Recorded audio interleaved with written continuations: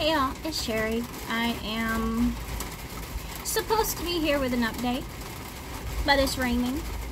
And since it's also thundering, we do not have Artemis here. She's inside because, you know, the thunders might get her. So, yeah. So, what I'm doing today is planting some seeds. One update I can show you. I did manage to pull up the borage and collect all the seeds that were gathered in my little bags, and I got quite a few. I had a whole little baggie full, so that's good. I did collect the seeds from the 1,500-year-old cave beans, and I got a big bag of those. So we're all set for autumn when we decide to plant them. Anyway, I haven't worked out in the yard much this past week. As I said before, last week, I got covered in mosquito bites. Well, the problem with working outside when you're covered in mosquito bites is you run the risk of one or more of them getting infected. And one of mine did get infected because with the sweat and the dirt pouring down you, because it's 1,000 degrees with 1,000% humidity, yeah, it is what it is. So I have been grounded from working outside, which is fine. It's raining anyway, can't do much. I did clear out the barrel that had the borage in it, and it will be planted with the basil seedlings once the rain stops. My husband did start working on clearing out some of our beds, particularly the long, thin rose beds that were over in the Mediterranean corner by the fig tree. So some things got done. The little Korean melons have started sprouting. The little Hami melons have started sprouting. Our pickling cucumbers are covered in flowers. Our Armenian cucumbers are climbing the trellis and doing great. The summer squash is done. They need to be pulled up, and they will once we can get back outside. But I figured I would share all of that, and on top of that I would maybe talk about planting seeds, since that's what I'm doing today. Now obviously there are lots of garden seeds out there that don't require any kind of special treatment or anything of that nature, and that's fine. But some of the more, I guess, exotic seeds, the ones I like to plant because I'm high maintenance and difficult, they require special treatment, and a lot of your regular garden seeds do as well. I don't mean to give the impression that they're all easy and you just throw them in a hole in the ground and they grow. That's not the case. A lot of seeds do require special treatment to grow. Now, some of those,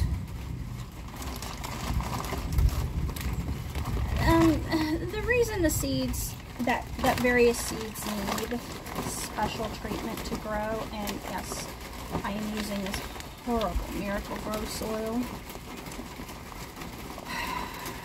because you can't go outside to the compost bin to get compost, so we're making do with what we've got up here on the patio. And it is horrible.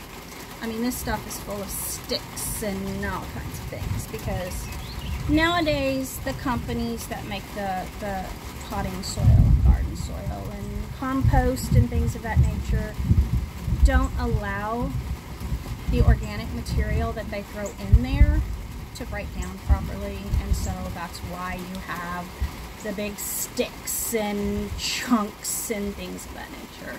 They're in such a hurry to make those dollars that they don't let it break down properly. But anyway, perfect case in point. Here's a big stick. Lovely. But anyway, getting back to the subject of seeds. Now, the reason that various seeds need various things, special treatments and such, in order to germinate is because of the seed coat. That outside little packet that holds the seed. The way I like to look at it is seeds are like the plant's way of sending their children off to school with their whole little lunchbox, okay?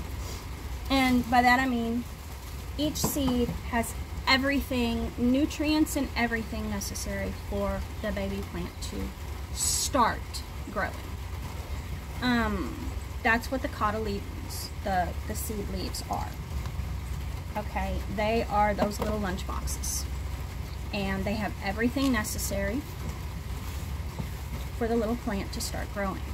And all of that is encased in a seed coat, which is a sometimes hard outer shell. And the purpose of the seed coat is to prevent the seed from germinating on the mother plant. That way, that seed won't germinate until it has the appropriate conditions. That being said, obviously there are seeds that occasionally will germinate inside of the mother plant. It happens. But for the most part, that's the purpose of it. Now, there is a group of plants called gymnosperms, and the meaning of gymnosperm is naked seed. These are seeds without seed coats, and they are actually plants that originated millions of years ago. You know, these are descendants of the prehistoric and such. They came before the plants with the seed coats. Those you just throw on the ground and they grow, basically, is the principle. They don't have a seed coat, so they don't need to be, you know, soaked or anything like that. But they do still need their optimal conditions. Now, the seeds with seed coats. Some of them are just as easy. Tomatoes. You just throw the seed in the ground, plant it, and within a week you have a seedling. Peppers. You just throw the seed in the soil, and within 7 to 14 days you have a seedling. But there are others that require special conditions and treatments. And the simplest one is soaking. Okay? For some seeds, they have a hard seed coat. And so what you do with those is, a lot of times on the seed packets, you'll see things like soak for 24 hours before planting. And all of that is known as imbibation. Okay, and all that is you're softening that seed coat so that the seedling can break through. Another way of doing that is sometimes they will say to nick the seed coat. And that, and sometimes they're interchangeable. Okay, for example, I've got passion fruit seeds. And yes, I do recycle my little condiment things from takeout to use for this purpose. I believe in recycling. Reuse, repurpose, all that stuff. But in order to germinate passion fruit seeds, you have two options. You can nick the seed coat, which means to take to make a tiny little nick in it so that the water can get inside of the seed coat. Or if you soak them in hot, not boiling, but hot water, it will also soften the seed coat. Now, these seeds are tiny. I'm not going to nick all those. A lot of people say you can, you know, take them and sandwich them between pieces of sandpaper and do this. I have never had success doing that. Basically, all that happens is my seeds spill everywhere. So I don't really do that. I'll either nick them or, as I said, I will soak them in hot, not boiling water overnight, and then I will plant them. In the case of a larger, harder, thicker seed coat, for example, Pride of Barbados seeds are this big, okay? They're good, you know, probably over a 1/4 inch big. But yeah, these I will nick first, and then I will just soak them in room temperature water overnight, and then I will sow them. Now to nick them, I don't, like I said, I don't use the whole sandpaper thing. I've never had success with it, so I don't use it. What I do is, whenever we have a pair of nail clippers that are dull, I save those for my gardening. And here's why. If you take the nail clippers with the seed, and you just use the very corner of the nail clipper, just like that,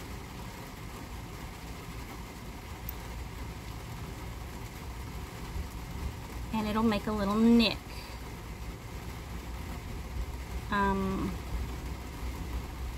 So that you can see the white part inside of the seed coat.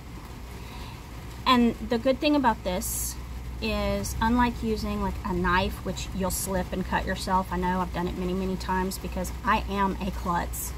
But the best thing is you don't run the risk with these bigger seeds of accidentally cutting the seed in half or damaging it to the point where it won't germinate. You just make a tiny little nick in the seed coat. This allows the water to get through and into the seed, and it softens the seed coat at the same time. So these are invaluable for things like that. Okay. And that's for your really hard, thick seed coats that just planting them in the soil is not going to loosen or soften that seed coat enough. And then there are some seeds where you don't even have to nick them or hot water. This is a seed from a purple mangosteen. Once I cleaned, well, let me back up.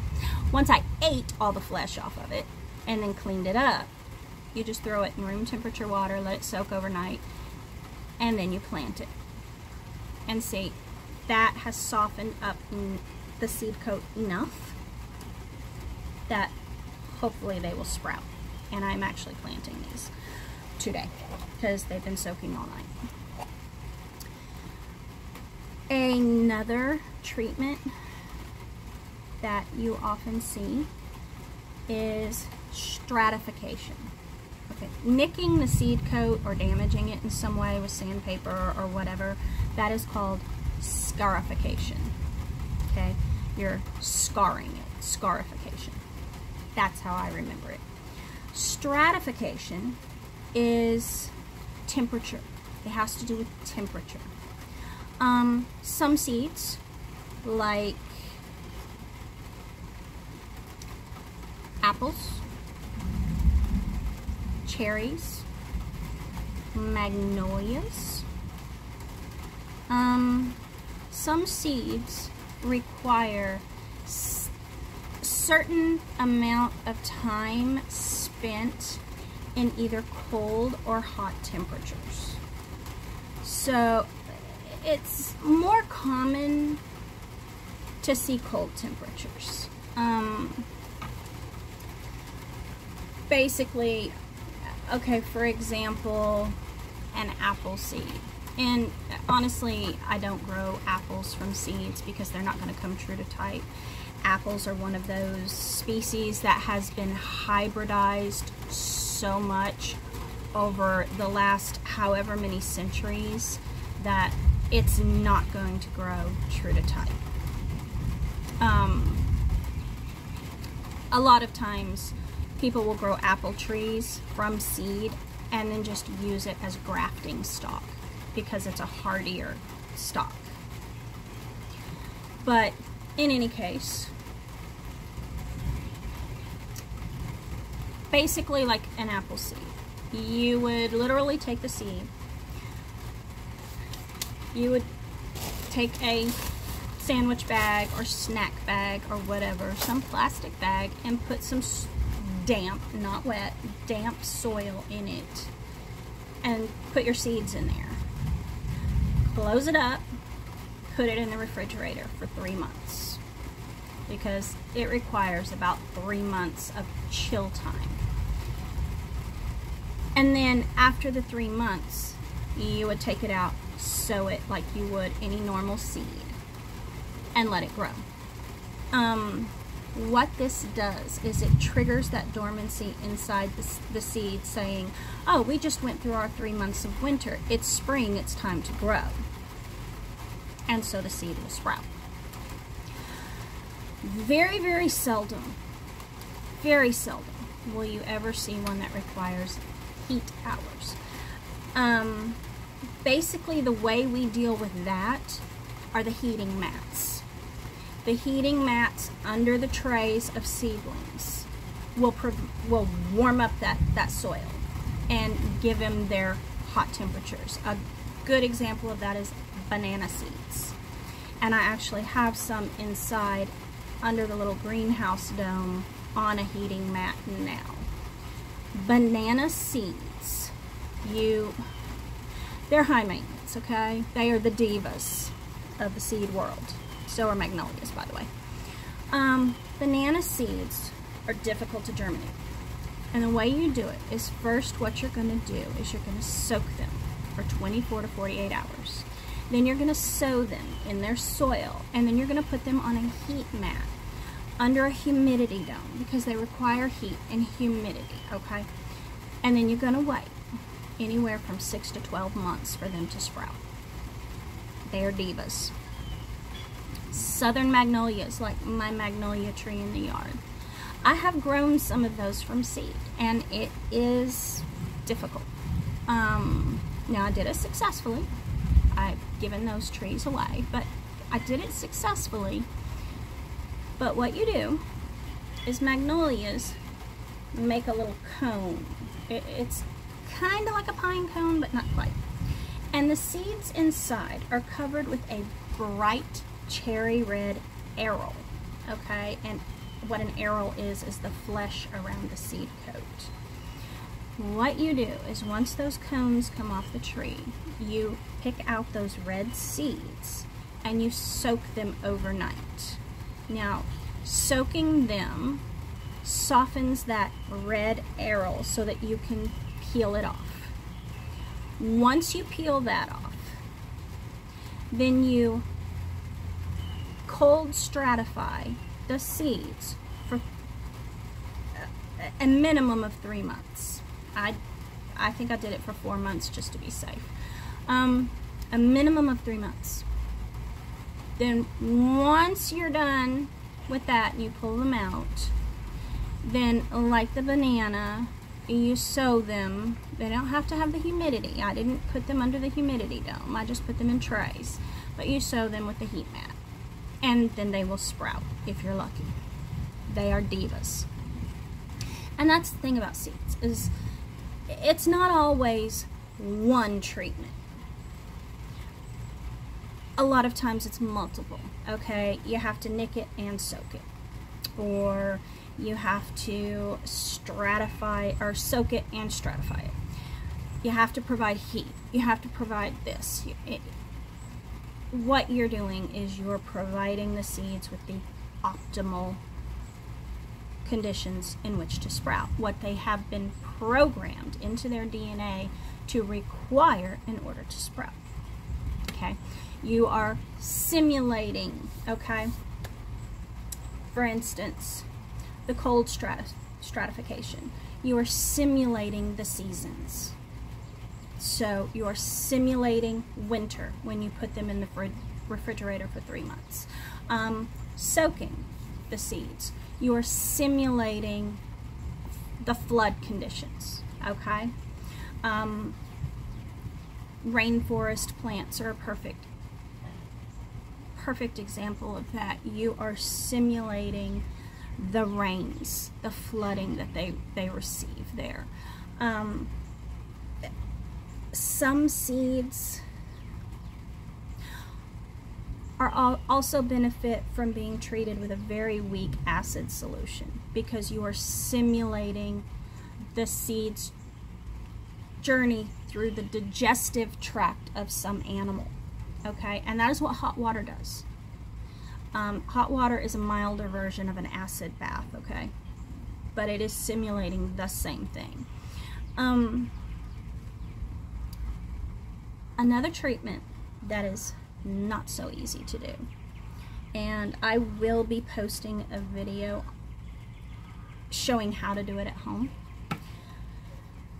Another and it's very common among Australian wild plants, and that's why I'm going to be doing a video. I have several Australian seeds that need smoke treatment, and what this does is it simulates the wildfires, the seasonal wildfires.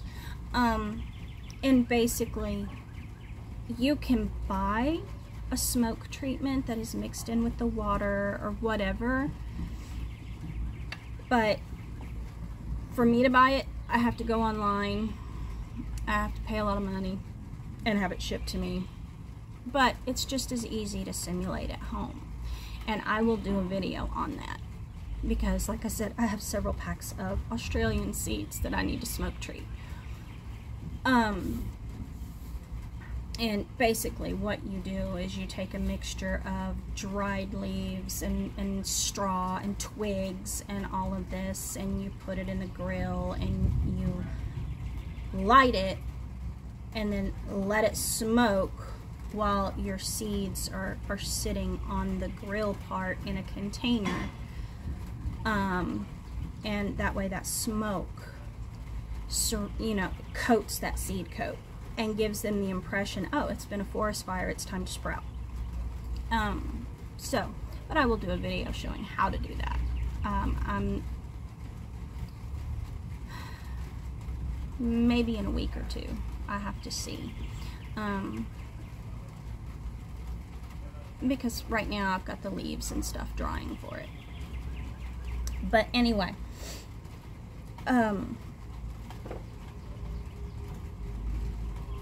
one of the things I've seen a lot of is, and this is why I don't do the Facebook groups, the gardening groups. Well, it's one of the reasons why. Because the world is full of internet experts, and I've covered that before. But a lot of people, they look on Google or wherever and they see, oh, well, if you soak this seed, it makes it germinate faster. Therefore, I have to soak all of my seeds. And so does everyone else. No, you don't. I've seen people who are soaking bean seeds. Okay, every preschooler on the planet can tell you, oh no, you just take a Dixie cup with some dirt in it and you put a bean in there and it grows. You don't have to soak them. They don't even have a thick seed coat. It's just like a little paper shell. You don't have to soak them. You don't have to nick them. You don't have to do anything. You just stick them in a hole in the dirt and they grow. My bush beans, that's how I planted them. I will say, if you want optimal, quick germination for bean seeds, plant the eye of them down. That's where the little root comes out. And the eye of the seed, I'll show you on these beans, is that little section here. See the bean shape where it curves in? The eye is that little inward curve. So plant that part down you have better germination and faster germination, because that way the root's not shooting up and then having to curl back down. It's just going straight down. So there's a tip for you.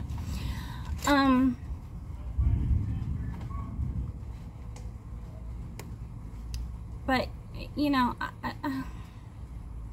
I see a lot of these people who, oh well, you know, I was gonna plant, yeah, okay, a Pride of Barbados seed, and it's a big seed, and I have to, you know, nick it and soak it, so that must be the same for all big seeds. No, it's not. It's only for seeds with thick, hard seed coats that water is not going to penetrate easily. And don't get me wrong, when my Pride of Barbados over there that's blooming right now, when it produces seeds, if I want to, I can just plant the fresh seeds and they'll sprout, and I won't have to treat them at all because they're still fresh. The seed coat has not hardened yet. But these were from last year. I collected all of these last year, and what I'm doing today is I'm nicking a few of them because I want to grow some more and put them in other parts of the yard. And you know, free plants, hey. But anyway, you know, people want to be too scientific. They learn one fact about one thing and want to apply it over everything, and you don't need to do that. Once again, your best source of information is the company you bought your seeds from, if it's a legit company. If you're just buying seeds from some person on Amazon, okay, number one, I wouldn't do that. It's not going to happen. I want to know, one, where my seeds came from. Were they ethically sourced? Two, are they actually the seeds I want, and not just some seeds that somebody ripped out of their backyard and put in a packet? I want to know that I am buying what I want. Okay, so I'm not going to buy seeds from some person on Amazon. Now, if it's somebody you know that, hey, my you know, my snapdragons went to seed and I collected a bunch of seeds, you want to trade, go for it. Heck yeah, that's how I got a lot of mine. But there again, you know where they came from. You know you can trust the person you're getting them from. That's number one. But the best source of information about how you grow your seeds, how to sprout and germinate your seeds, comes from the company that you got your seeds from. That's what their website is for. And there are a lot of legit websites online that can also tell you about like some of the exotics, like the purple mangosteen that I'm growing, okay? Or these here, these are cacao seeds that I have planted, okay? I got a couple of cacao pods and I've planted the seeds, and this is them, okay?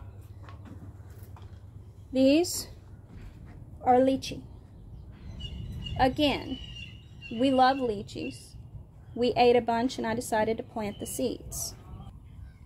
But as I said, there are legitimate sites that will tell you the best way to plant them. Any university site is a good site. Anything with the, you know, ending edu. A lot of times you'll have organizations dedicated to, okay, say Australian bush plants or African native plants. Those are generally legit sites with good information on how to plant seeds. As far as just your typical garden seeds, the only ones I typically treat in any way, some of the herb seeds, like lavender. Lavender seeds benefit from a little cold stratification. Pea seeds, sometimes I will soak those. Not always, not always. This year I didn't, but sometimes I will.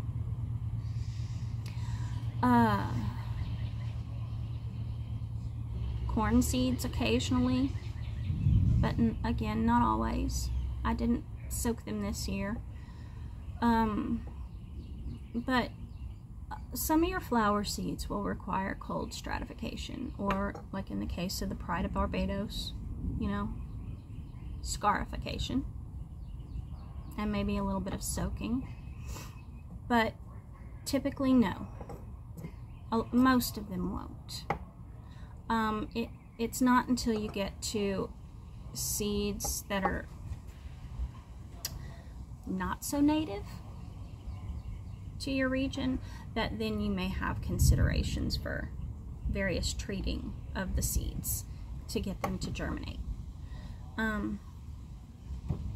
Go figure. We have a nice breeze blowing right now, but it's raining and thundering and I can't work outside. Isn't that just typical? Of course, once the storm passes, we're gonna have about 98% humidity. And I'm not gonna wanna go outside. And I probably won't. It may be, you know, work on the quilt day. But anyway, I have had somebody ask me if I would cover seed planting and the various things that you need to do with them. So that's what I figured I would do today, since not running around in the rain with a camera, not a thing. And especially without our, you know, sidekick Artemis, because we don't want the thunder to get her. That would just be so sad. But anyway, as usual,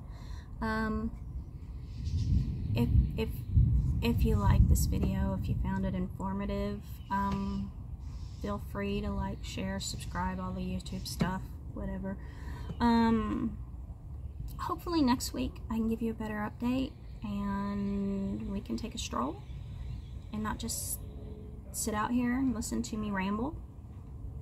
But anyway, I hope you have an amazing week. I know summer vacation is starting, or has started for most of us, and I hope you have a fantastic summer vacation. Until next week, have a good one, and see you later. Bye.